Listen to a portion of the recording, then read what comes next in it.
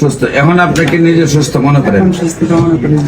সম্মানিত দেশবাসী, আমরা বলেছি ওনাকে ক্যান্সার থেকে মুক্ত হবে নিয়মিত 4 মাস চিকিৎসা করলেই।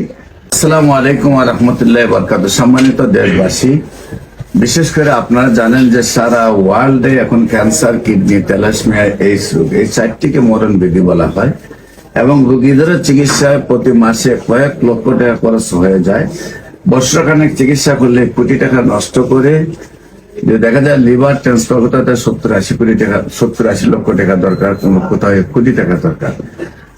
দেখা যাচ্ছে যে ক্যান্সারের চিকিৎসা করলে প্রতি মাসে 3 থেকে 4 লাখ টাকা দরকার, তাও বছর শেষে 50 লাখ টাকা দরকার। এইভাবে চিকিৎসা করে রোগীটাও মারা যায়, পরিবারটাকে ধ্বংস করে যায়।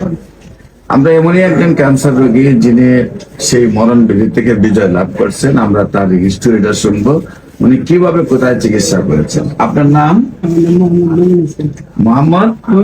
মোহাম্মদ মমিন হোসেন।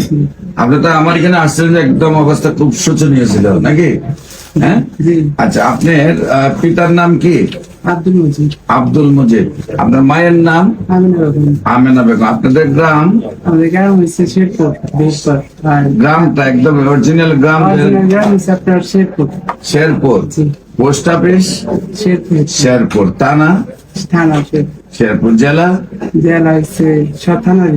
শেরপুর মানে সদর থানা আপনারা? মানে শেরপুরের সদরের মধ্যে মহল্লা আছে না? ওই মহল্লা আমরা থাকি ঢাকায়। আচ্ছা, আপনাদের এখানে শেরপুরে বাড়ির নাম কি? এলাকার যে গ্রাম? বেকিপার। আর আপনার ঢাকা থাকেন কোথায়? ঢাকা থাকি দামরাই থানাতে থাকেন। গ্রামের নাম কি? কুমরাইল। Post office? সব ওই জায়গায়। থানা?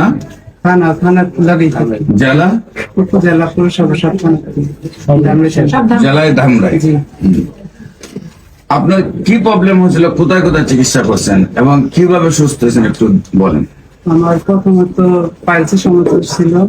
পাইলসের ওইখান থেকে মানে চিকিৎসা নিতে নিতে ওইখানে অনেকগুলা গোটা দেখা দিছে টিমারের মতো। এখান থেকে আমি গণস্বাস্থ্যের চিকিৎসা নিচ্ছি। আমি তো যখন করছি এটা একদম জরা বান্ধা পুরা রাস্তায়। অপারেশনের পরে আপনি এখানে আসছেন।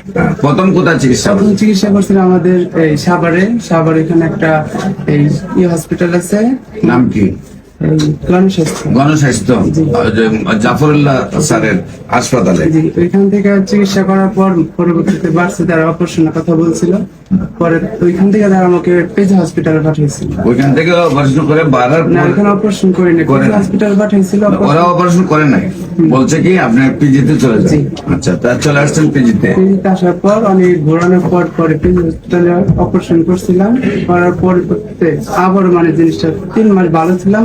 আপনার পিজি হাসপাতালে এসে যখন অপারেশন করছেন, করার পরে আবার এটা 3 মাসের ভিতরে? হ্যাঁ, 3 মাসের থেকে আগের থেকে বেশি হয়েছে, আগের থেকে দ্বিগুণ হয়ে গেছে। আচ্ছা, পরবর্তীতে তাদের এখানে আসলাম, দেখাইলাম।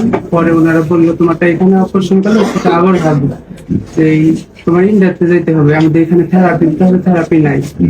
পরবর্তীতে অন্য জায়গায় লেভিট হসপিটাল দেখাইলাম, লেভিটও সে একই কথা বললো। তারপর আপনার সাভার লেভিটও বলছে ইন্ডিয়াতে যেতে হবে, পিজি হাসপাতালেও বলছে ইন্ডিয়া যেতে হবে। আচ্ছা, আমাদের এখানে যে আপনার দেখাইছিলাম ওই পপুলার হসপিটাল। মহাখালীতে দেখান নাই? নোয়াখালীতে দেখাইছি।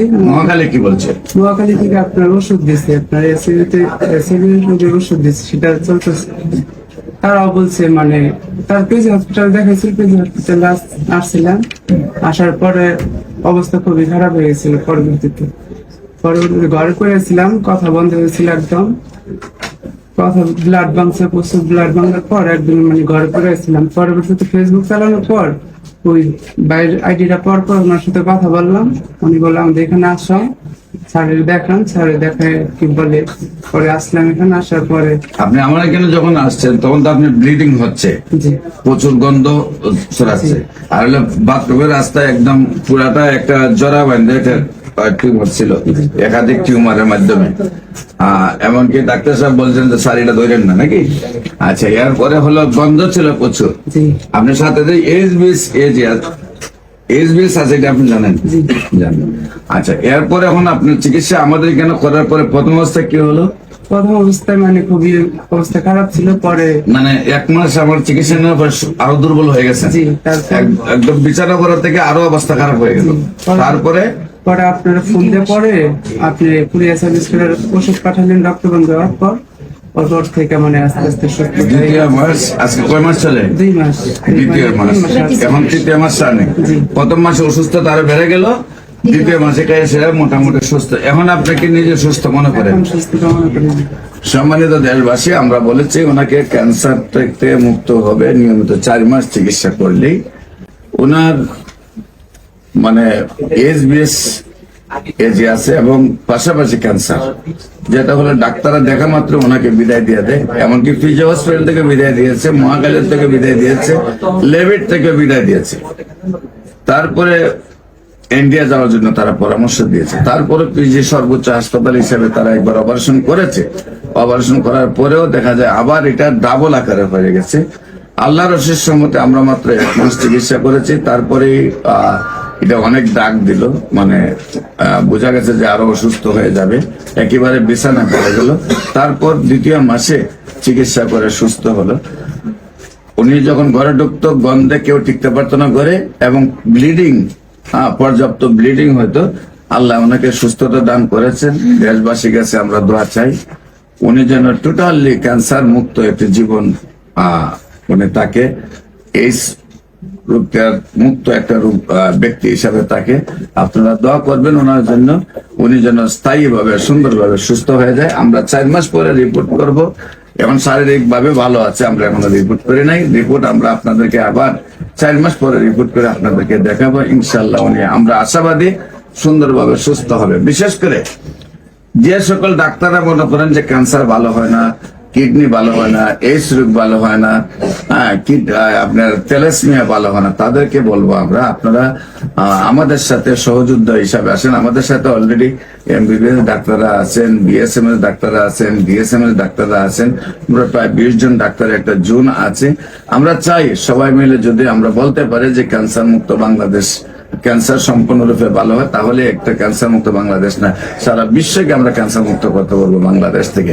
এবং যদি আমরা একটা ইউনিট এমন হয় যে আমাদের ইউনিটের মাধ্যমে সারা বিশ্বে ক্যান্সারের চিকিৎসা চলে, তাহলে বাংলাদেশের সবচেয়ে অর্থনীতি উন্নয়ন